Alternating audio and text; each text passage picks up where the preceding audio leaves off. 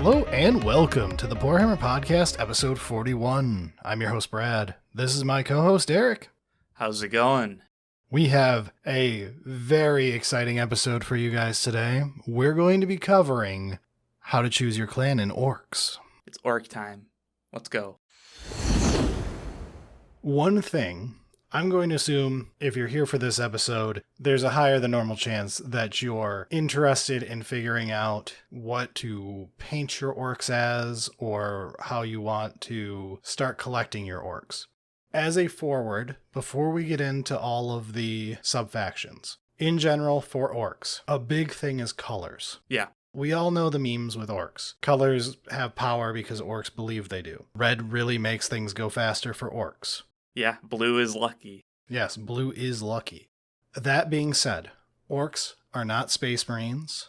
They're not a professional organized army or anything. They don't have to wear the color that their clan is most associated with. They can paint their vehicle one color, they can wear a different color, and they can be in a group of boys who are a third color, and the faction they're in technically is a fourth unrelated color for the color it is most associated with.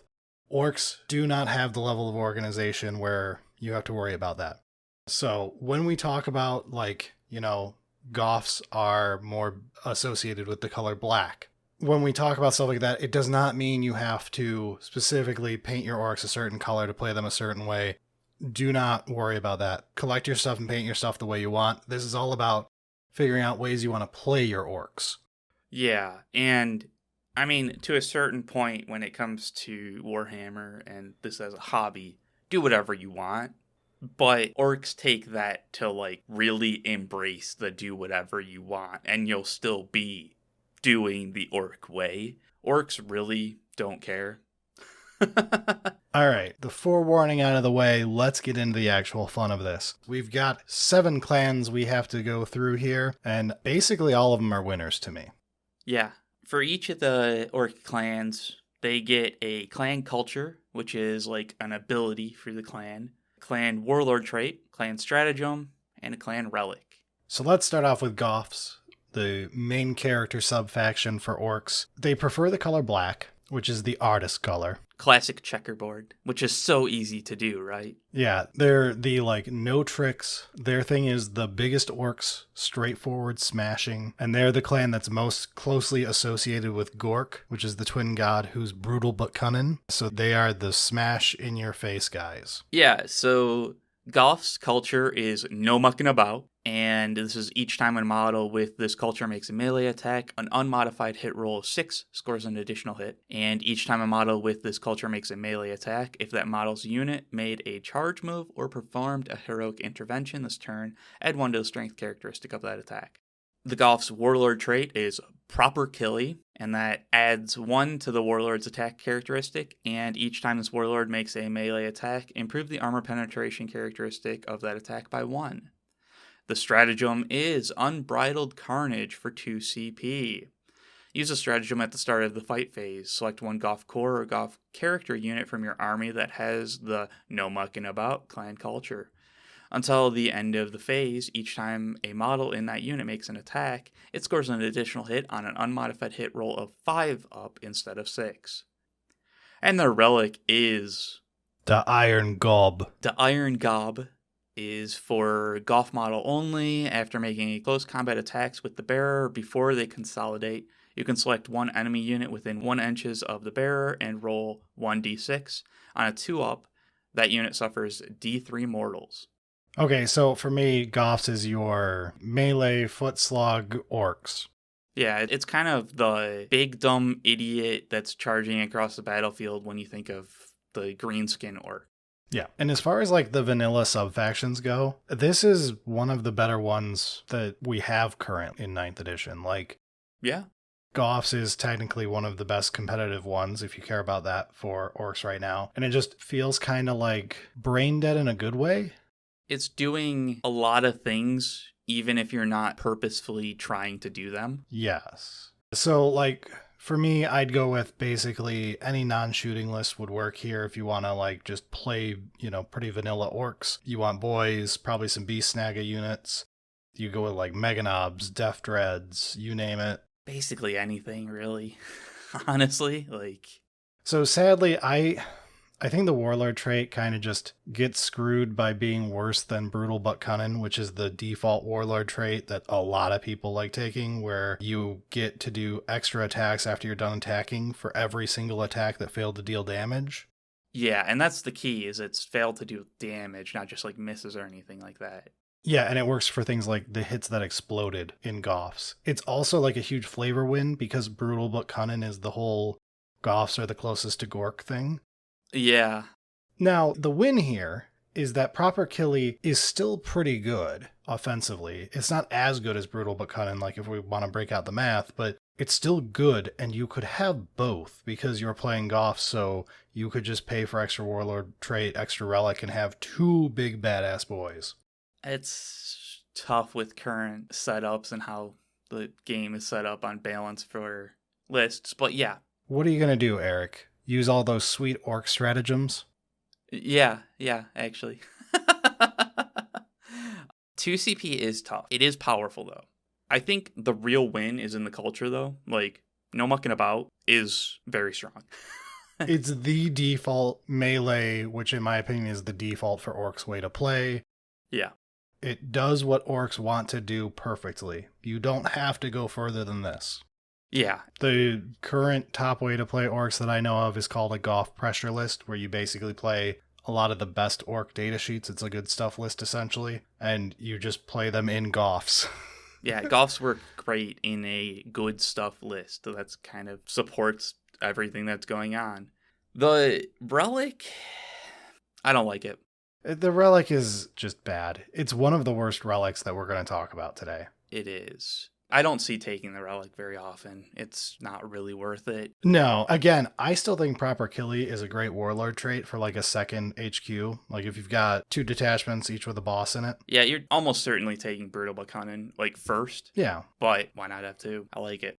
Here's a fun one you can do. So like you take like a Beast Snaga, like a Beast Boss or whatever, as your one that's not taking Brutal but Cunning, and you give it the Beast Hide Mantle relic that only they can take. Okay. And that gets you another attack and gets you a 5-up Feel No Pain. So now you've got +2 attacks, +1 to your armor penetration values, and you get a 5-up Feel No Pain. Cool. That's pretty solid for a baseline for like a Beast Boss on Squigosaur. That's 7 base attacks, 4 additional attacks. That's a lot of damage. Yeah. But let's move on to Evil Sunz. So getting into the Evil Sunz, they tend to be speed freaks. That's freaks. That's 2 E's. Very trademarkable. Donut steel. Evil Sunz love the color red, obviously, because red makes things go faster. And they're pretty one note. Did you watch the new Mad Max movie? That's Evil Sunz. I mean, that's cool stuff. There's some very cool orc vehicles. They are best summed up by the name of their culture. Yeah. So Evil Sunz culture is Red Ones Go Fasta. Red Ones Go Fasta adds 1 inch to the move characteristics of models with this culture.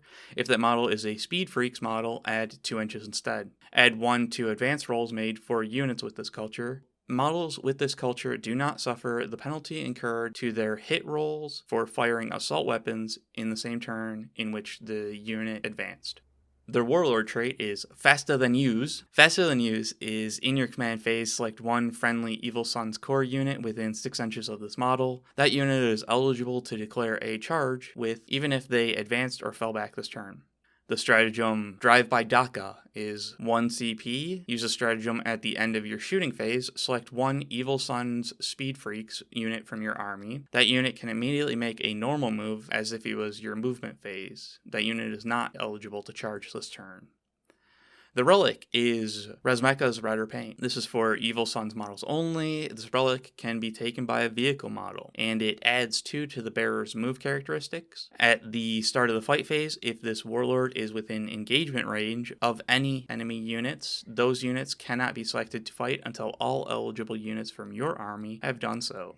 This is my least favorite of the clans. I get it, but at the same time, You want it to be your favorite. I do absolutely want it to be my favorite, and every single rule on here fits the Mad Max, Speed Freaks, gotta go fast. Yes. I don't want to poo-poo Evil Sunz too much because I know Evil Sunz players just want to go faster. Simple lads, them. And that's the thing is, like, I do want to love Evil Sunz, and so whatever, people are going to play it and it's going to be fun. I want Evil Sunz to be the correct play if you want to play a bunch of Speed Freak models, because you would think that the Speed Freak models are going to be best in Evil Sunz. Unfortunately, the rules don't say that.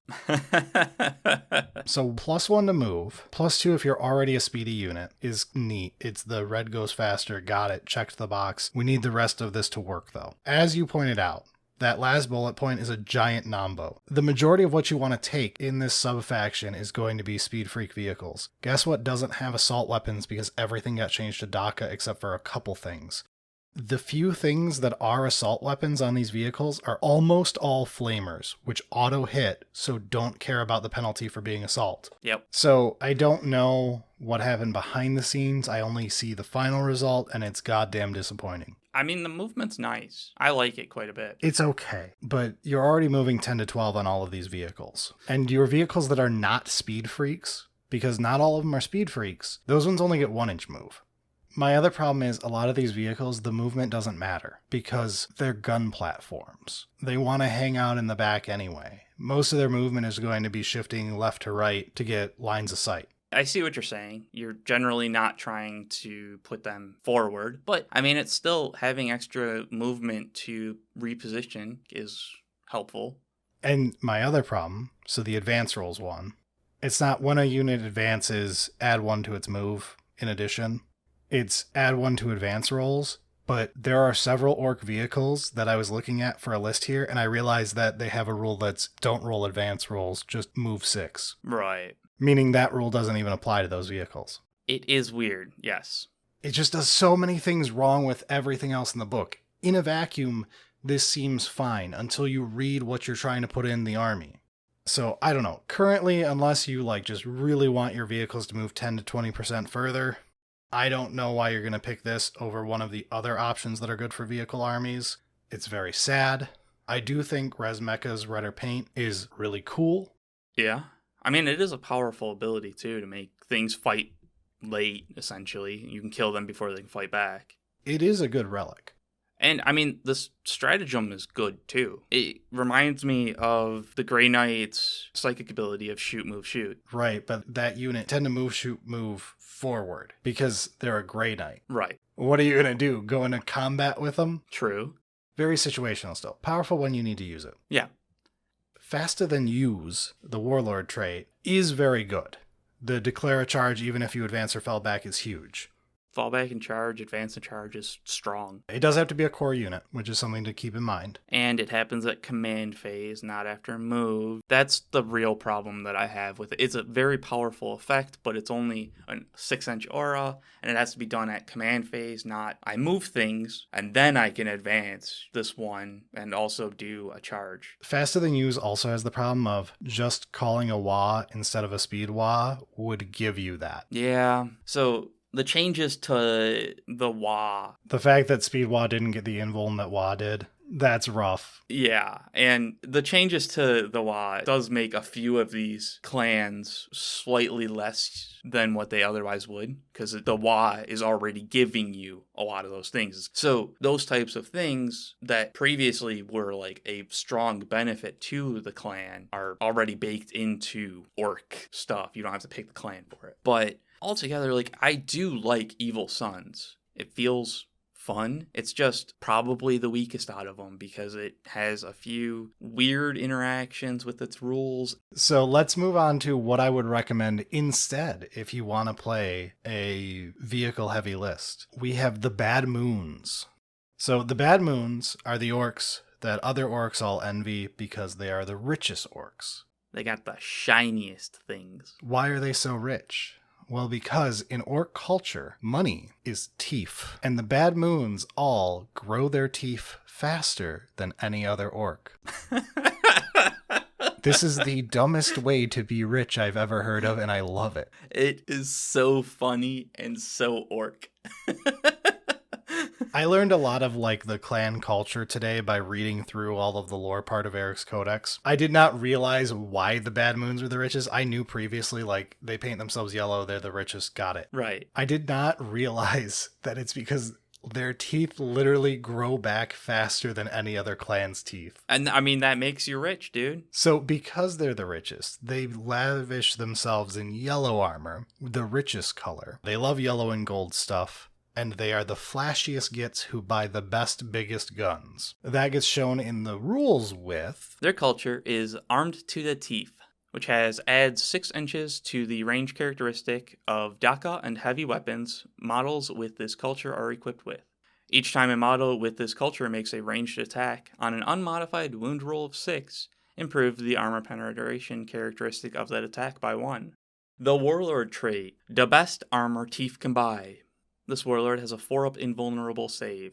In addition, add 1 to armor saving throws taken for this Warlord. The stratagem, showing off, is 1 CP. Use the stratagem when a Bad Moon's core or Bad Moon's character unit from your army is selected to shoot. Until the end of the phase, each time a model in that unit makes an attack with a Daka weapon, an unmodified hit roll of 6 scores an additional hit. And their relic, the Gobshot Thunderbuss. That's a hell of a name. Is Bad Moon's model equipped with a custom shooter only. This relic replaces the custom shooter and has the profile of 12-inch range, heavy 2d6, strength 5, AP -1, damage 1, and it has the ability each time an attack is made with this weapon, that attack automatically hits the target. I would like to point out, the Gobshot Thunderbuss, lore-wise, is a shotgun that fires gold teeth. That shows off the epitome of Bad Moons. And that makes it a heavy 2d6 that does automatically hits. Obviously, right? So, this is our Daka faction. And I mean that both from like a lore standpoint and for literally, if you care about Daka, the weapon type, this is for you. Yeah, it actually says Daka. So everything here wants to play with piles of inaccurate orc shooting, basically, is how I'm reading these rules. Yeah, you just want more. The Warlord trait, if we're being honest, is just like, it's a good Warlord trait. It's solid. But the rest of it all plays into Daka. And the whole Warlord trait thing is just, it's the best armor teeth can buy. Yeah, and that makes sense. Like, cool, you have the most money, that means you get the best gear. This is a 10 out of 10 for me. I know it's not that competitive compared to just slamming Goffs, but I love it, and it's an alternate way to play your orcs, which is always great to have. If you get sick of playing Goffs, you can play Bad Moons for a game and play entirely differently than you did the game before. Yeah, and it will be entirely different because the general expectation for a lot of orc is get up in melee, but Bad Moons is pushing range. It's pushing your Daka, your heavy weapons. I miss Daka Daka Daka. Like, it was such a great rule. I don't play orcs. I have not played orcs in my life yet, and losing Daka Daka Daka in 9th edition is sad to me as someone who's only had to play against orcs. It is kind of disappointing, but nothing in Bad Moons is bad. No, if I want to play vehicle heavy, I'm picking Bad Moons. It works on almost every vehicle that I wanted to put in the list I was throwing together to try to make Evil Sunz work. Right, because you're getting the heavy weapons, adding range to it. The Daka weapons, which is mostly what the vehicles have anyway. Your 6s to wound, deal an extra AP, works with the flamers that are attached to things for when you have scorches on stuff. Yeah, just kind of all works together. So it's tough because, like, the relic is actually a miss. On the datasheet and the rules, I love the relic. Most gunner melee weapons are toy relics. You throw them on as your extra relic, it's fun. We know it's probably wrong for the CP, but we do it all the same. That's not enough for me to hate a relic. Honestly, that's where I like relics a lot of times, is like, yeah, this is maybe not worth it optimally, but it's super fun. And, like, the Gobshot Thunderbuss is super cool. The only problem is it replaces a custom shooter only. Yes, so this is what I ran into when I was making the list. Custom shooters are not on many characters at all. Basically, no war boss has access to it. You basically have to throw it on like a mech, and mech boys aren't good in combat. Like, you can't be having them 12 inches away from the fray. Yeah. They're the Tech Marine equivalent for people who don't play Orks. It's not who you want to have a 12-inch range shotgun on. No. I mean, you get the generic war boss. So I have a mixed feeling on that too, because like I really know it's wrong, but I want to call a speed wah not a wah because it deals with extra shots. And I know it's not correct. I should just do the wah, but I want to do a speed wah, and you can't on the trike boss get the custom shooter. Yeah, I don't know. It's tough. I don't think you ever really take the relic just because the fact that it only replaces a custom shooter is so limiting. But dude, it's so cool. I love the idea of it, and it's like, whatever. The rest of the culture, the warlord trait, and the stratagem are good. So, Bad Moon's thumbs up. So let's talk about, like, real quick, just a basic idea for a list. Get a bunch of bikers. They all get 10 base shots just on the bike's guns. You can equip them with their choppas so that they're great switch hitters. Yeah. That's a lot of shots per orc. Yeah. Then you get a few of the Boomdaka Snaz wagons. God, I love orcs. Yeah, that's where I was going with this. The Boomdaka Snaz wagons each have over 20 shots a model. Then you throw on a couple Daka jets into your 2K list. I would add in some Burna Boys to put in front of some stuff so that they have to charge Burna Boys, which are going to kill them in Overwatch. You get to play a little bit of D with them. Fair enough. And I don't think this is the most competitive list. Dude, you're rolling so many dice. It's clearly the funnest way to roll just a ton of dice. So if you want to do that, this is how you do it. That's so fun, dude. You could break this out once in a while. You could say once in a bad moon. Next up, we've got Deathskulls. All right. So up next is Deathskulls. So the Deathskulls, they are the blue painted orcs to increase their luck. They live to loot stuff. They are led mostly by mechs in lore because mechs love that they always bring back the new good stuff that they can, wrench on and invent new things with. So you'll have a lot of powerful mechs in the Deathskulls, which is very cool. So if you want to go mechanized, Deathskulls are very good for that too, flavor-wise. Yeah, and if you want to do like a bunch of like custom additions to your mechs, it kind of makes sense that it's looted stuff. Yeah, it's great for if you want to do like a lot of kit bashing with your orcs and have them with stolen bolters for shooters and stuff like that. Yeah. Deathskulls is great for that. All right, so let's get into their actual rules, Eric. Deathskull's culture is Lucky Blue Gits. Each time a unit with this culture is selected to shoot or fight, you can reroll one hit roll, one wound roll when resolving that unit's attacks. Each time a model with this culture would lose a wound roll as a result of a mortal wound, roll 1d6. On a 5-up, that wound is not lost. And infantry units with this culture gain the Objective Secured ability. The Warlord trait, Opportunist. Each time you select a target for this Warlord, if you select a character unit within 12 inches, you can ignore the Lookout Sir rule. Each time an enemy vehicle unit is destroyed within 6 inches of this Warlord, you gain 1 command point. The stratagem, Rekkas, is 2 CP. Use the stratagem at the start of your shooting or fight phase. Select one Deathskull's core or Deathskull's character unit from your army. Until the end of the phase, each time a model in that unit makes an attack that targets a vehicle, add 1 to that attack's wound roll.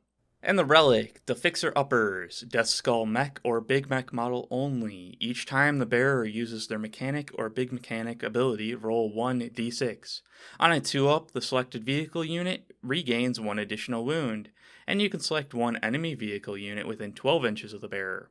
That enemy vehicle unit suffers D3 mortal wounds. I gotta say, I love that relic of just like you stole parts from an enemy vehicle and put it on yours. That was like the funniest part of that lore page where they're talking about how when fighting the Deathskulls, it's common for them to whip out wrenches when meleeing vehicles and just take them apart. Yeah. Why would I blow your stuff up when I can just take it?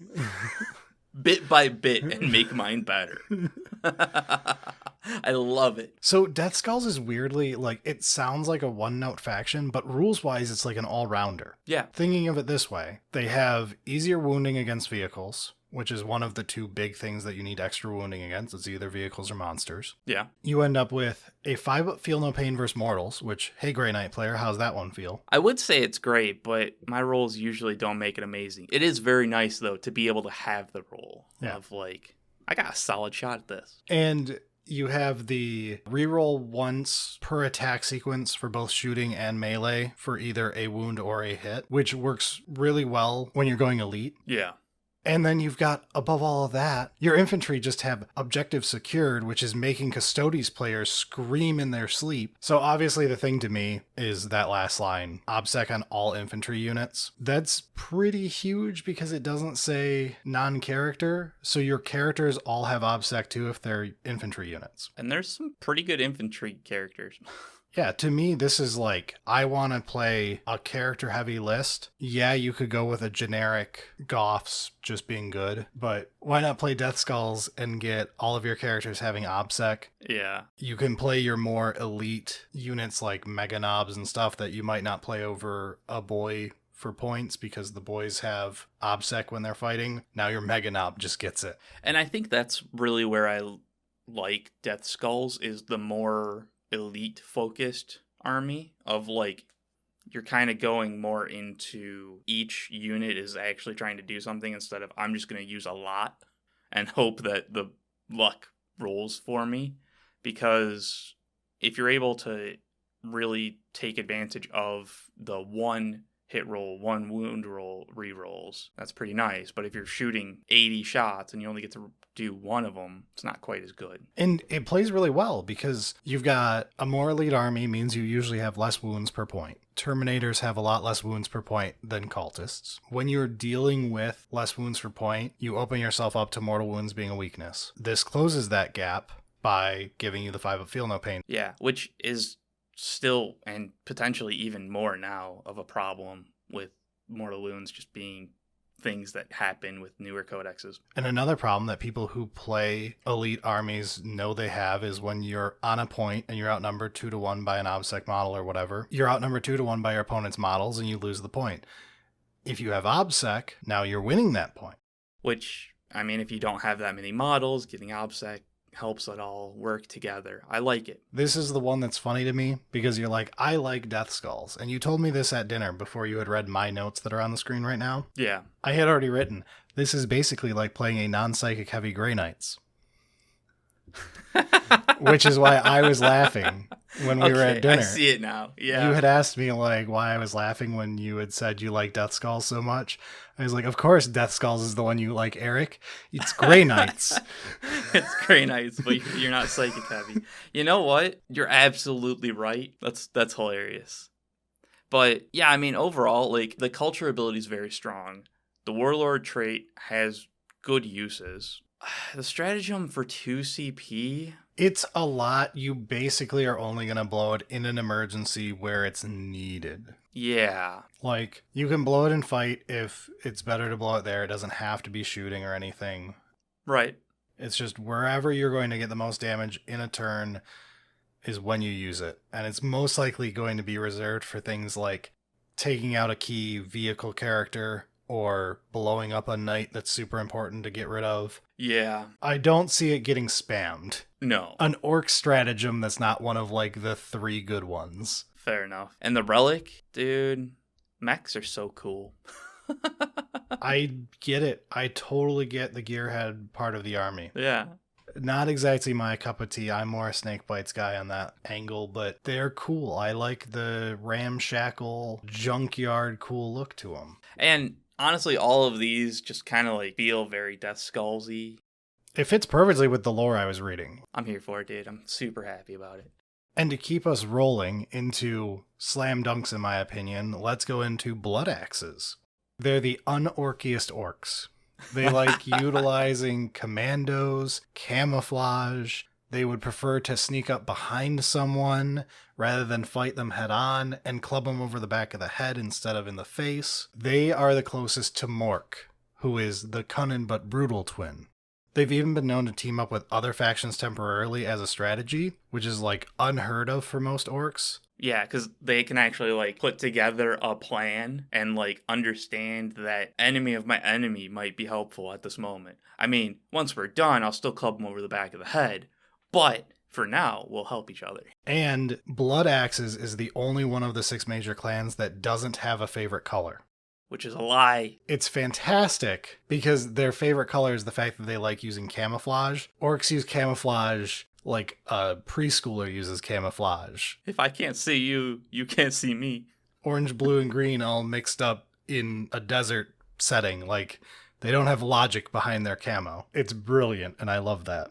I will say, for those who are wondering right now, purple is not canonically the sneaky color in 40k. I know you've probably heard the Ooh, shun the non-believer. It should be the sneaky color. I believe that meme, through the power of being a meme and the meta value of turning it canon through being a meme, is so orky and correct that they need to do it for 10th edition. Oh yeah. Purple should be the sneaky color, damn it. That honestly is true of like the community has accepted that purple is the sneakiest color, which means it is. We think it is, so it is. All right, so let's talk about the great tactics of the Blood Axes, spelled amazingly. Yeah, so Blood Axe's culture is tactics. Each time a ranged attack is made against a unit with this culture, if the attacker is more than 18 inches away, then the unit with this culture is treated as having the benefit of light cover against that attack. Units with this culture are eligible to shoot or declare a charge with, but not both, in a turn in which they fell back. The Warlord trait. I've got a plan, lads. At the beginning of the deploy army step, select up to 3 Blood Axes units from your army and redeploy them. If the mission uses the strategic reserves rules, any of those units can be placed into strategic reserves without having to spend any additional CPs, regardless of how many units are already in strategic reserves. If both players have abilities that redeploy units roll off, the winner chooses who redeploys their units first. The stratagem, Dead Sneaky, for 1 CP. Use the stratagem at the end of your movement phase if the mission you are playing is using the strategic reserves rule. Select 1 Blood Axes infantry unit from your army, excluding mega armor units, that is within 3 inches of any battlefield edge. Place that unit in strategic reserve. And the relic, Morgoth's Finken Cap. Blood Axes model only. This relic may be taken by a vehicle model. At the start of your command phase, if the bearer is on the battlefield, you can roll 1d6. On a 4-up, you gain 1 command point. So obviously this is like the techiest sub-faction. Yeah, I mean, this is Commandos. So we did a thing on Commandos and how I love Commandos. And Blood Axes work really well with Commandos. So similarly, Boss Snickrot works well in Blood Axes and with Commandos. So like put those together. Yes, it is a match made in heaven. Yeah, I mean, it's one of those that, like, there's a lot of power to Blood Axes. Anytime you're able to change deployment through redeploys or the Dead Sneaky stratagem of strategic reserves on the battlefield edges, that's just a very, very powerful effect. And it's also very big brain play for orcs. It is. And it's weird because, like, I consider this one of, like, the strongest sub-factions. And it's the strongest for entirely un-orky reasons, which is perfectly in flavor with it. Yeah, our good plans. Yeah, Dead Sneaky is, like, really good as someone who plays Drukhari. I really like trying to think of, like, how you would assemble a starting board state with this and, like, what you're, like, trying to make your board look like to win the game. I do think it's basically required. If you're going to play Blood Axes, play 15 to 30 Commandos. Like, either play 3 5-mans or 3 10-mans. Yeah, I've seen some lists that don't, but I think it's just wrong. Commandos are good, and in addition to Blood Axes, it gives you so much board presence during deployment.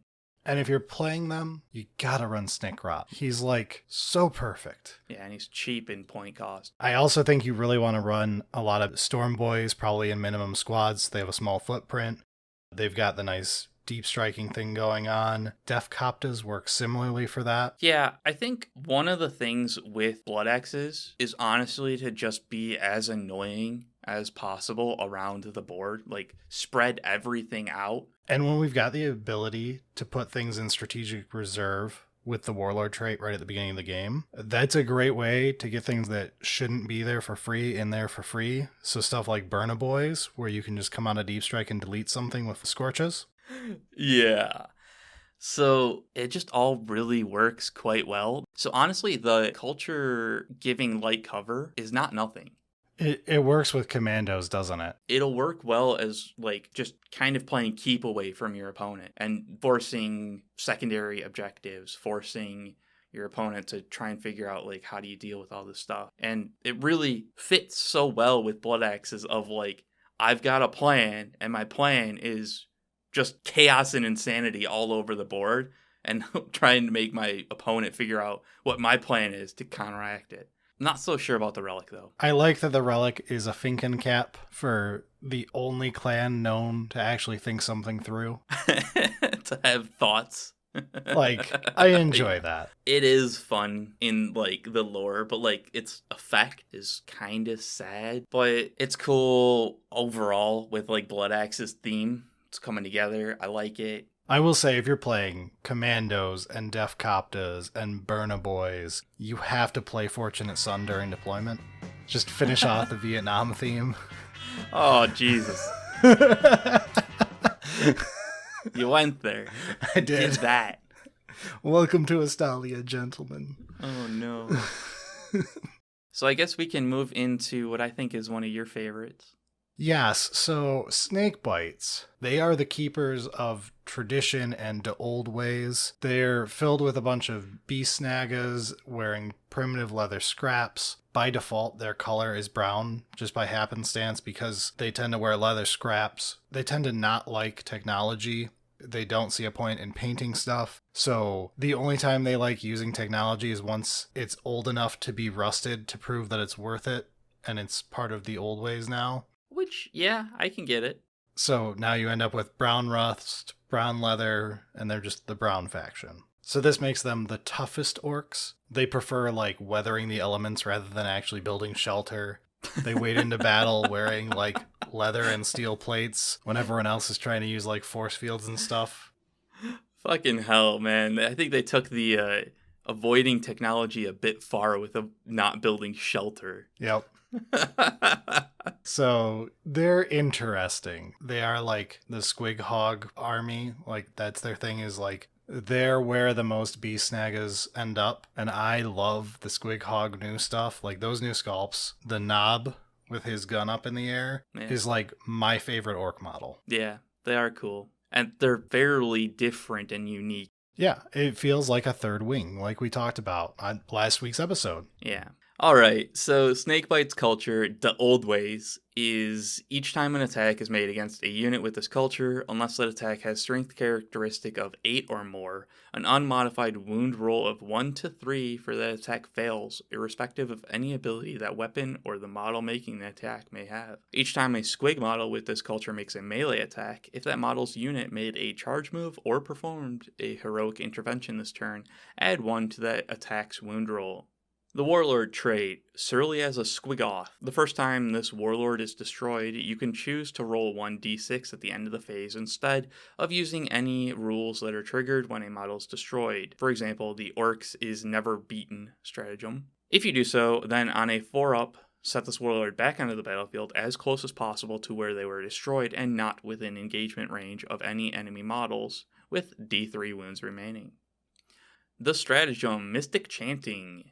Use a stratagem during your opponent's psychic phase. Select one Snakebites unit from your army. Until the end of phase, that unit can attempt to deny 1 psychic power as if it were a psyker.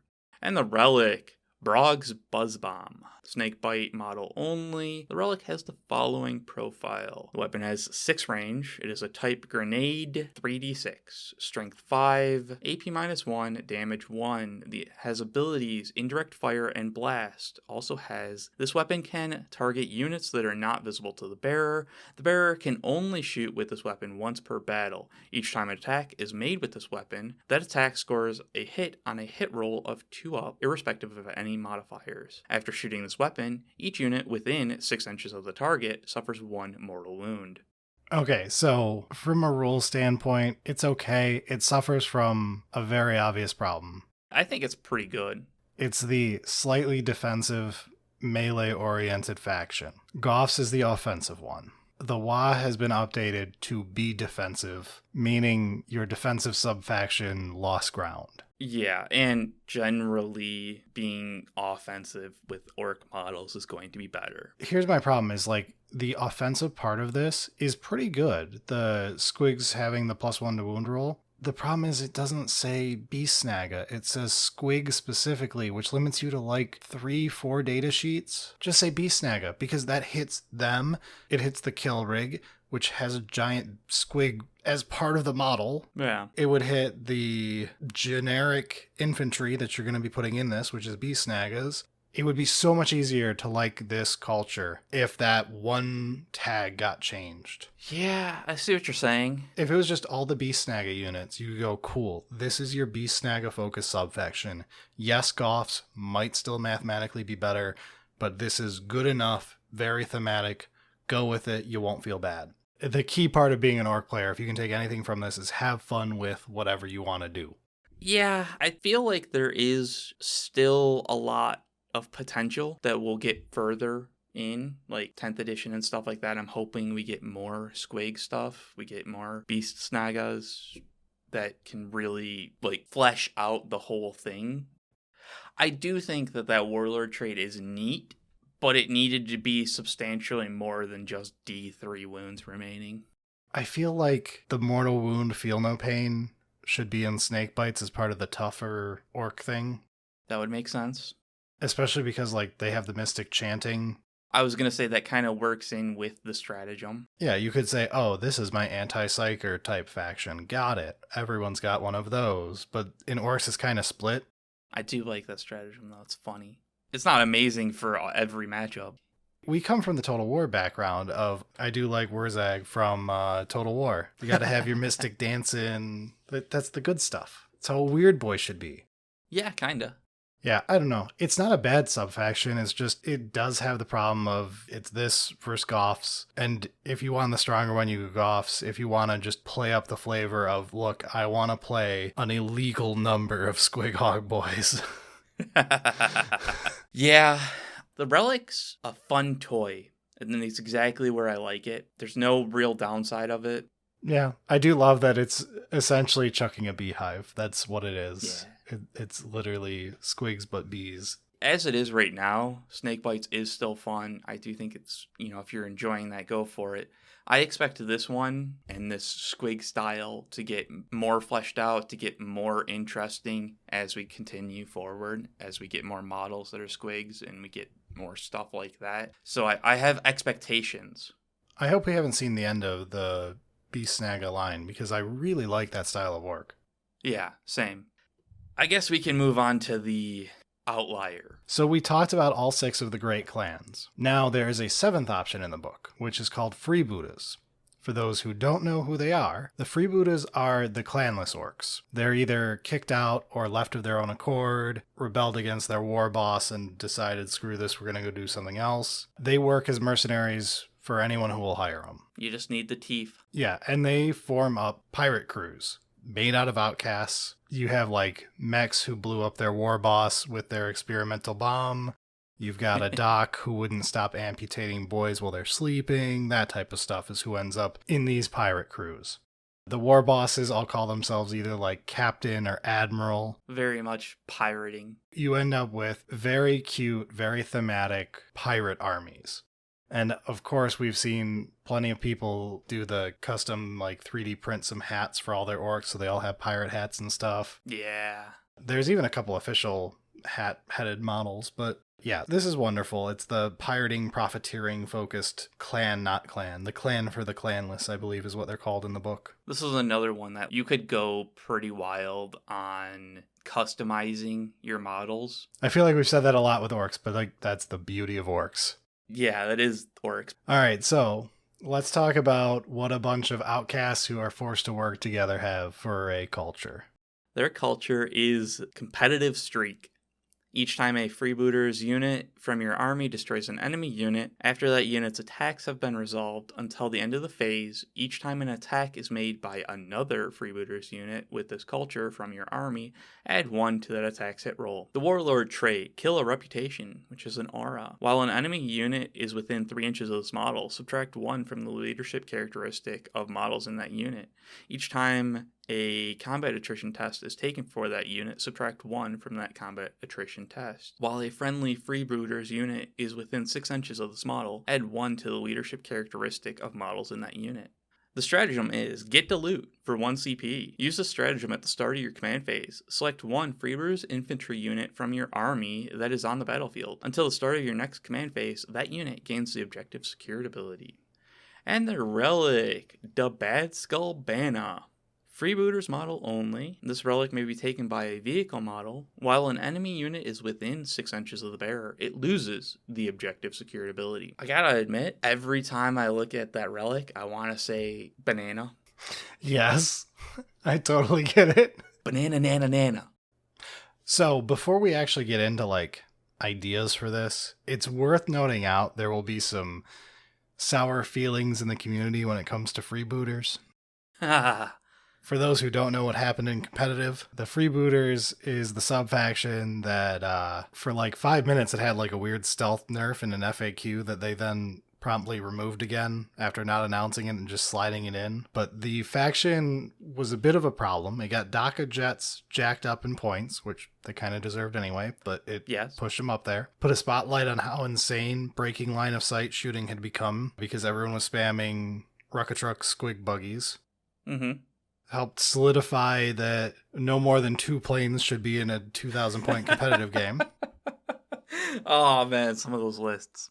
It got all of the Speed Freaks models, all the buggies and stuff, balanced data slated, so that they're in the balanced data slate, limiting you to 3 of each, because people were trying to bring 9 of each. Yeah. And it just generally got Orks just a bunch of undue hate because of a weird unintended slant list that no one had ever thought someone would be stupid enough to buy. Never underestimate a spike. And also, never underestimate playing some of the coolest fucking models. Being able to play that many planes, that many buggies. Come on, dude, that's awesome. Not balanced in any possible way. Not a healthy list in any possible way. And it's generally correct what they've done to a lot of it. The endpoint post-balanced data slate is where I thought buggies should be. Yeah. It's the rule of 3, but you can put them in a single unit if you want. But you're still locked to rule of 3. Which is a good way of doing it. I like it as well. It lets you do the things that you want to do, but you're also not playing these weird slant lists that are trying to game the system. Yeah. Now, Clown Fiesta aside, we can put the past behind us. Still, at the moment, a culture that has some interest. Yeah, it's got the OBSEC play, which, again, Deathskulls, the OBSEC play is why I was there, and this can basically do the trick, but more focused on where it can do it, but it can do it very strong by doubling up, making your opponent lose OBSEC and you gain it to just flip a point. That can be a huge swing competitively. And you've got the stratagem so that you can manipulate things to set it up right. Being able to have that is powerful. I will say competitive streak, I thought it was the most boring culture. When I first read through the cultures, I understood why you would want all of the others, and I misevaluated how good competitive streak was, because it seemed very niche in when it should happen. Like a win more? Where you have to have a unit from your army destroy an enemy unit to even turn your culture on. Right. And then it's only until end of phase your culture is on. And now you have a culture, and it's just +1 to hit, which is way easier to get in most other armies. And to be honest, I was thinking of it more from melee, where you already hit on 3s. Yeah. I didn't think about the whole how busted it would be when you stack it with the inaccurate orc shooting. All the DACA. Yeah, making inaccurate orc shooting, accurate orc shooting. Adding 1 to hit rolls with orc shooting, it's not really balanced around that generally. Yeah, this is why we had the whole issue with the line of sight breaking shooting that was way too strong in the codex compared to what it should have been. So definitely misunderstood how strong that culture would be. It is kind of like the midway point between Bad Moons and Deathskulls, where you've got like the shooting focus part from Bad Moons, the OBSEC part of Deathskulls mixed together into a midway faction, which explains competitively why it's very good still. Yeah. And I mean, it also kind of makes sense lore-wise of like, they're like the outcasts, they're like grabbing stuff from other things type thing. Yeah, I can see that angle too. I do really like the culture being competitive streak of them just still being utterly selfish and like having to be better than the other guys that they just formed a clan with. I like that part. And then you've got the whole from different subfactions, you can see how they influenced this one. Yes, definitely. The warlord trait. It's kind of crap. Leadership play in an army that doesn't stack a bunch of it is never worth. Yeah, it could be powerful, but you have nothing else to really take advantage of it. And at the same time, like the giving yourself leadership bonuses around it, you're an Orks, you're fucked anyways. Yeah, it's still a very good subfaction. I can definitely see, like, if you're like, I just want to put pirate hats on my Orks, you'll probably be happy playing Freebooters forever. It's a perfectly good, well-rounded subfaction. Yeah, definitely. And because of the objective secured stuff, there is good play to be had. It's not just mindless run into the enemy. Yeah, it's probably the second techiest behind Blood Axes. I think Blood Axes requires the most finesse. Yeah. But Freebooters can definitely get you there. If you want that, like, I play Orks, but I don't want to just bash forward and see what happens. This will tickle that for you. Definitely. Okay, but that does wrap up all 7 subfactions available to Orks. It has been a while on our end. I mean, kind of knew that Orks was going to take longer than most of the other ones just because they're so fun and so cool. And honestly, rules-wise, lore-wise, they've done a solid job. Yeah, I don't really have any that I truly don't like, other than I still think Evil Sunz needed a second go-around. Yeah. But to have, out of 7 major subfactions, 6 of them, I could argue why I would want to play them in an upcoming game. That's astoundingly good. That is true. You can't say that's true with a lot of factions. Tyranids being a key one. We'll get to some of the other armies.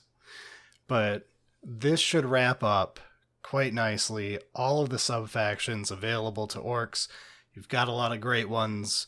Tell us what you guys think for, your favorite subfaction, something we missed with your favorite subfaction if you wanna. Yeah, and I mean, if you happen to have a cool Evil Sunz list, let me know. I'm in the market for learning about it. All right, though, let's get out of here for the week. Sounds good.